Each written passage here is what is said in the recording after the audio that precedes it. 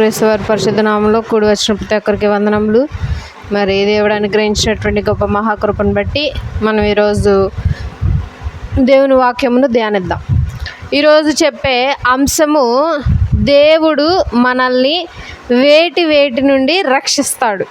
ఇప్పుడు సపోజ్ ఎగ్జాంపుల్గా మనము ఫీవర్ వచ్చింది, జ్వరం వచ్చింది. జ్వరం వస్తే మనం ఏం చేస్తాం? ఇంజక్షన్ పొడిపించుకుంటాం, రెండోది ట్యాబ్లెట్ వేస్తాం. ఎందుకు? జ్వరం తగ్గాలని. అంటే అవి రెండు జ్వరాన్ని నుండి మనల్ని కాపాడతాయి. అలాగే మనం వేసుకునే బట్టలు మన ఒంటికి ఏం కాకుండా కాపాడతాయి. మనం ఉండే ఇల్లు వర్షానికి తడవకుండా, ఎండకు ఎండకుండా, చలికి వణకకుండా కాపాడుతుంది ఇల్లు. అట్లాగే మన కాళ్ళకి చెప్పులు ఏ ముళ్ళు రాళ్ళు ఏం గుచ్చుకోకుండా, గాయాలు అవ్వకుండా కాపాడతాయి. అలాగే దేవుడు మనల్ని ఎలా కాపాడుతాడు అనేటువంటిది ఈరోజు అంశం. ఓకే, దేవుడు మనల్ని ఎలా కాపాడుతాడు అనేటువంటిది మనము వచన రూపంలో చూద్దాం కొన్ని విషయాలు. కీర్తనల గ్రంథము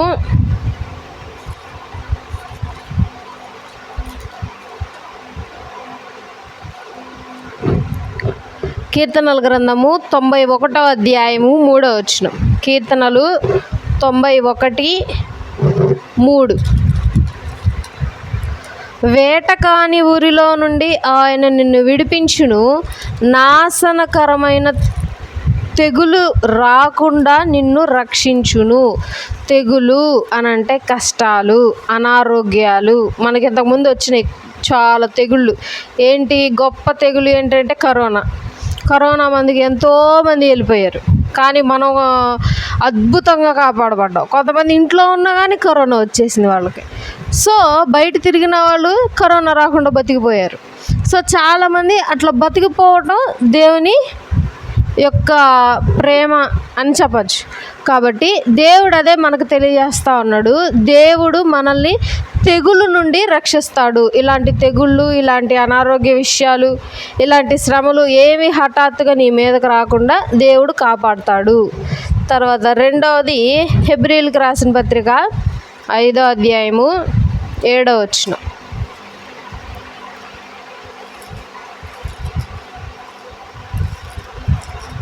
హెబ్రీయులకు రాసిన పత్రిక 5వ అధ్యాయము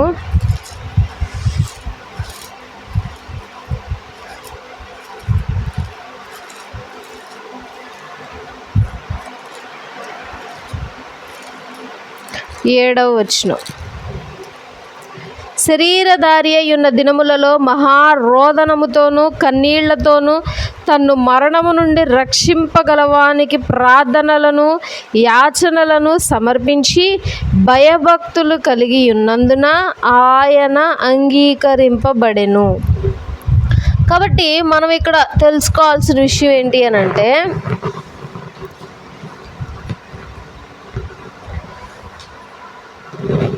హెబ్రీయులకు రాసిన పత్రిక 5వ అధ్యాయము 7వ వచనంలో దేవుడు శరీరధారి అయి భూలోకానికి వచ్చాడు. శరీరధారి అయి ఉన్న దినములలో మహారోదనముతోనూ కన్నీళ్లతోనూ తన మరణము నుండి రక్షింపగలవానికి ప్రార్థనలను యాచనలను సమర్పించి భయభక్తులు కలిగి ఉన్నందున ఆయన అంగీకరింపబడెను. ఆయన యేసుక్రీస్తు ప్రభువారు శరీరాన్ని ధరించుకొని భూలోకానికి వచ్చినప్పటి నుండి ఆయన మరణించేదాకా తండ్రికి ప్రార్థన చేస్తూ ఉన్నాడు, రోదనతో వేదనతో. సో అప్పుడు దేవుడు ఆయనను నిత్యమైనటువంటి మరణం నుండి రక్షించాడు. ప్రపంచంలో మరణాన్ని విరిచింది, మరణాన్ని జయించింది, మరణించి తిరిగి లేచింది ఒకే ఒకరు, అదే యేసుక్రీస్తు ప్రభువారు. కాబట్టి యేసుక్రీస్తు ప్రభువారు కూడా తండ్రికి ప్రార్థన చేశారు అని చెప్పి ఇక్కడ మనం గమనించవచ్చు. కాబట్టి దేవుడు ఇంక వేటి నుండి రక్షిస్తాడు అని అంటే మరణం నుండి రక్షిస్తాడు.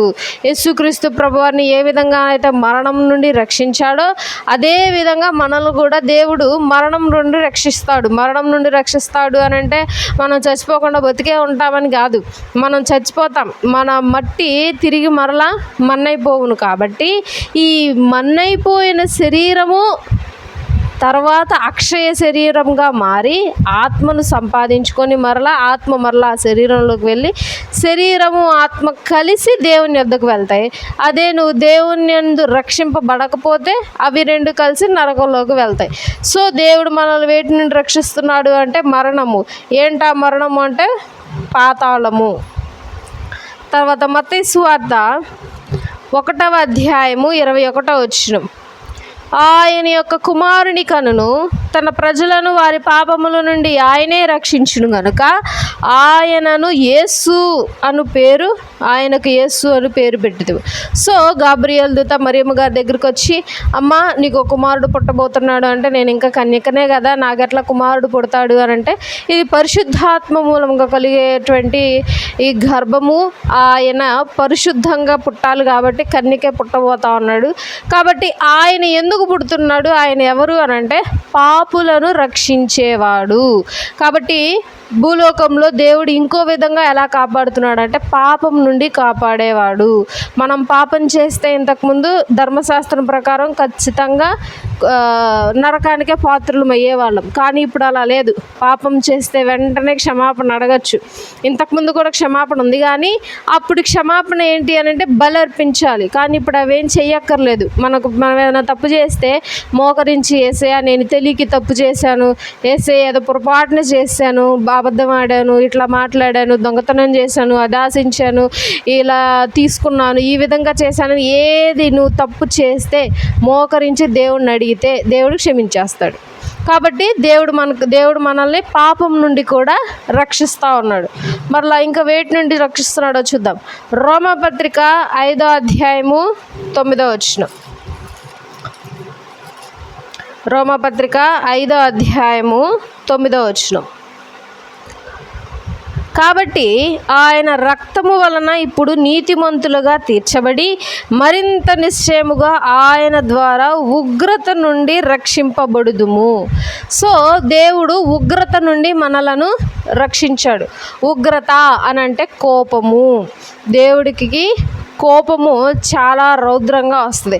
దేవుడు కోపం రావట్లేదు, మనం ఇష్టానుసారంగా బతకచ్చు అనుకుంటాం, కానీ దేవుడికి కోపము ఖచ్చితంగా వచ్చింది. కానీ కోపం వస్తే మనం ఎవరు బతకమని ఆయన జాలిని ఎక్కువ చూపిస్తూ ఉంటాడు. సో ఆ కోపం నుండి మనల్ని క్రీస్తు రక్షించేశాడు. ఏంటా కోపము అని అంటే పాతాళం. యెహోవా దేవుడు అంటాడు, ఆజ్ఞలు పాటించండి అయ్యా, నా మాట వినండి అయ్యా అంటే ఇజ్రాయేలీలు వినరు. ఆయన చెప్పిన మాట వినరు, వెళ్ళిపోయి రాళ్ళకి రప్పలకి మొక్కుతూ ఉండేవాళ్ళు. దేవుడు కోపం వచ్చి వీళ్ళు ఇట్లా కాదు, వీళ్ళని చంపేద్దాము, అసలు నా మాట వినట్లేదని అని అంటే మోషే గారు అడ్డుపడతారు. అయ్యా వద్దయ్యా, అరణ్యంలోనికి తీసుకొచ్చి మీ దేవుడు చంపేశాడే అన్న మాటలు మాట్లాడతారు. వీళ్ళు ఏం చెయ్యొద్దయ్యా, నేను చెప్తాను వీళ్ళకి ఇంకో మాట అని అంటాడు. కాబట్టి దేవుని కోపము చాలా రౌద్రమైనది. దేవుడు ఒక్కసారి మొత్తాడనంటే ఇక జీవితం మొత్తం ఆ యొక్క తరతరాలు వెళ్తానే ఉంటుంది ఆ కోపం. కాబట్టి దేవుడు ఆ ఉగ్రత నుండి మనల్ని రక్షించాడు. ఎలా రక్షించాడు? ఇప్పుడు సపోజ్ మనం బాప్తీసం తీసుకున్నాం, బాప్తీసం తీసుకొని దేవుని యందే భయము భక్తి కలిగి ఉన్నాం అనుకో, ఏ పాపం చేసినా సరే తప్పును క్షమించమని దేవుడిని అడిగితే తప్పు క్షమిస్తాడు. మళ్ళీ ఆ తప్పు తిరిగి చేయకుండా భక్తిగా మంచిగా బ్రతుకుతూ ఉంటే దేవుడు ఖచ్చితంగా పరలోకానికి తీసుకెళ్తాడు. లేదు మనం ఎట్లా పడితే అట్లా ఉండి మన జీవితాన్ని మన ఇష్టం వచ్చినట్టు మార్చుకుంటే దేవుడు ఖచ్చితంగా కోపాన్ని మన మీద చూపిస్తాడు. దేవుని కోపం అంటే ఏంటి అని అంటే నరకము. కాబట్టి దేవుడు నరకం నుండి మనలను రక్షించాడు. కాబట్టి మనందరము ఫస్ట్ ప్రార్థన చెయ్యాలి. ఆ నరకంలోనికి వెళ్లకుండా ఉండాలి అని అంటే మనం ఖచ్చితంగా ప్రార్థన చెయ్యాలి. తర్వాత 2వ సమూయేలు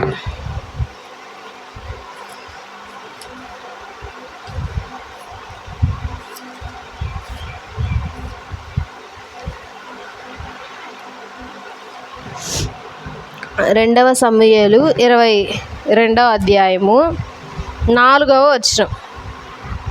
కీర్తినీయుడైన యెహోవాకు నేను మొరపెట్టి తిని, నా శత్రువుల చేతిలో నుండి ఆయన నన్ను రక్షించును. ప్రపంచంలో ప్రతి ఒక్కరికి ఉంటారు శత్రువులు, అవునా? ఖచ్చితంగా ఉంటారు శత్రువులు. అయితే దావీదు గారికి కూడా శత్రువులు ఉన్నారు. ఎవరా శత్రువు? కన్న కొడుకే శత్రువు. ఆ కన్న కొడుకు దావీదు గారిని, తండ్రిని చంపడానికి పరిగెడతా ఉంటే కుమారుడి చేతిలో నుండి ప్రాణాలు రక్షించుకోవటానికి పారిపోతున్నాడు దావీదు గారు. ఈ అలీక్య ఉన్నంత చిన్న వయసులో గొల్యాతు అనేటువంటి 6 అడుగులు పెద్దగా ఉన్నటువంటి వ్యక్తిని ఒక్క గులకరాయితో కొట్టి చంపేశాడు. అంత గొప్ప యుద్ధం చేసేవాడు కొడుకుని ఏం చేయలేడా? కొడుకుతో యుద్ధం చేయలేడు. ఏ పాటి వాడు కొడుకు, కానీ ప్రేమ కదా, కన్న ప్రేమ. ఇప్పుడు కొడుకు తండ్రి మీద తిరగబడినా తండ్రి తిరగబడ్డాడు. ఎందుకు? కన్న ప్రేమ అడ్డొస్తుంది కాబట్టి కొడుకుని ఏం చేయలేక పారిపోతా ఉన్నాడు. ఎక్కడ పుట్ట కనిపిస్తాడు దాక్కుంటాం, ఎక్కడ గుహలు కనిపిస్తే అక్కడ దాక్కుంటాం చేశాడు దావీదు గారు. సో కుమారుడి నుండి తప్పించుకోవటానికి అప్పుడు దేవుడే కాపాడాడు. అందుకే ఆయన అంటున్నాడు, కీర్తినీయుడైన యెహోవాకు నేను మొరపెట్టి తిని. దేవునికి ఆయన మొరపెట్టుకున్నాడు, ఏంటయ్యా నా జీవితం ఇట్లా అయిపోయింది, నా సొంత కొడుకే నన్ను చంపడానికి వస్తున్నాడు అయ్యా, ఏంటయ్యా అని మొరపెట్టుకుంటే నా శత్రువుల చేతిలో నుండి ఆయన నన్ను రక్షించాడు. ఇప్పుడు దావీదు గారి శత్రువు ఎవరు? కొడుకు చేతిలో నుండి రక్షించాడు దావీదు గారిని. ఎలా అంటే ఆయన కొడుకు చచ్చిపోతాడు. సో ఈ విధంగా ఆయనను రక్షించాడు కాబట్టి మనలను కూడా రక్షిస్తాడు. మన శత్రువుల నుండి మనల్ని రక్షిస్తాడు. మనల్ని ఎవరో ఒకళ్ళు ఏదో ఒక విధంగా కింద తొక్కేయాలి వాళ్ళని అని అనుకుంటారు కొంతమంది, లేకపోతే మన గురించి చెడుగా చెప్తా ఉంటారు బయట చాలామంది. అలాంటి వాళ్ళ దగ్గర నుండి మనల్ని రక్షిస్తాడు. అలాంటి వారు మనకి ఏ హాని చేయకుండా దేవుడు కాపాడుతాడు. తర్వాత 2 తిమోతి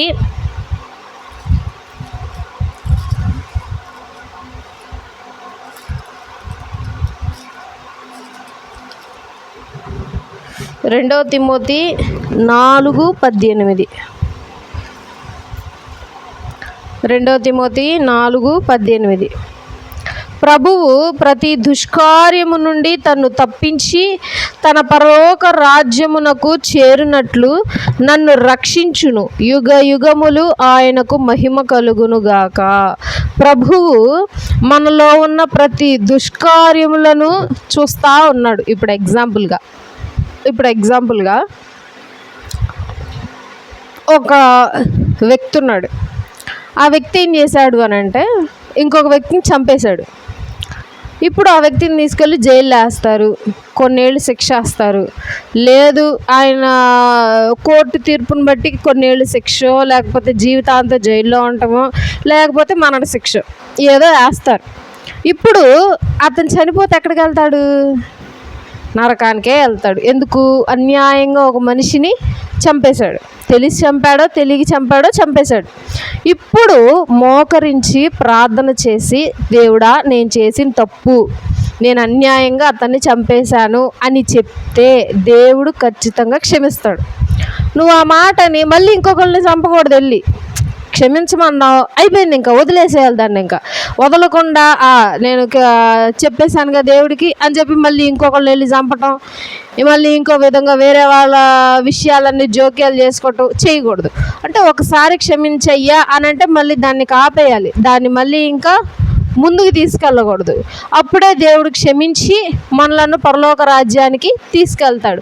అదే దేవుడు అంటున్నాడు, మనలో ఉన్నటువంటి తప్పులను దేవుడు క్షమించి ఆయన రాజ్యానికి తీసుకెళ్తాను అని అంటున్నాడు. తర్వాత కీర్తనలు 12:7.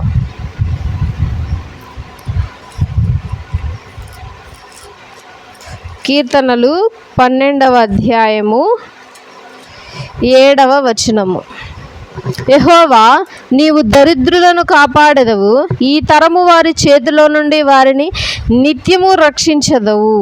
ఈ తరము వారి చేతిలో నుండి, ఈ తరం ఎట్లా ఉంది అని అంటే దేవుడు యేసుక్రీస్తు ప్రభువారు శిష్యులని ప్రపంచం మొత్తానికి నా సువార్తను ప్రకటించండి అని చెప్పమని చెప్పి వెళ్తూ ఒక చిన్న మాట చెప్తాడు. ఏంటి అని అంటే, మిమ్ములను తోడేళ్ల మధ్యకు పంపుతున్నాను జాగ్రత్త అని అంటాడు.